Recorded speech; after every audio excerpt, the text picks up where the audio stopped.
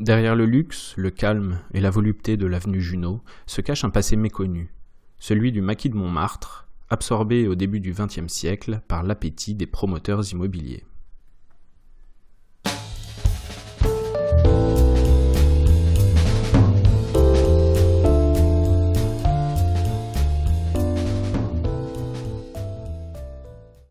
Jusqu'à la fin du XIXe siècle, le versant ouest de Montmartre n'était qu'un vaste terrain vague, aux pentes creusées et dangereuses, vestige des carrières de plâtre exploitées ici jusqu'au XVIIIe siècle.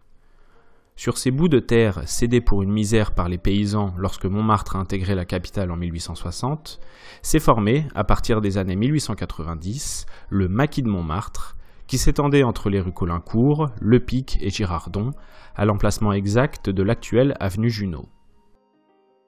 Une sorte de bidonville que la mythologie, via des cartes postales et des images pittoresques, a transformé en paradis perdu de pauvreté heureuse.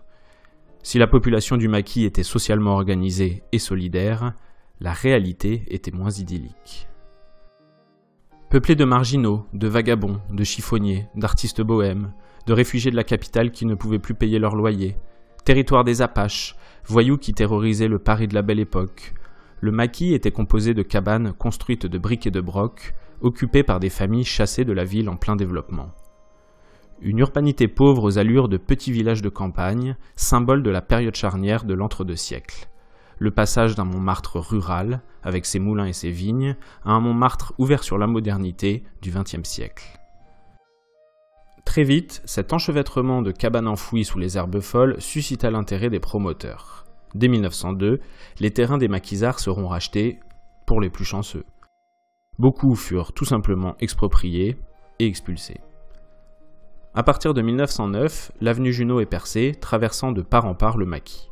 Les cabanes sont remplacées par des hôtels particuliers de style art déco, et le village le plus pauvre de Paris devient une avenue pour artistes fortunés.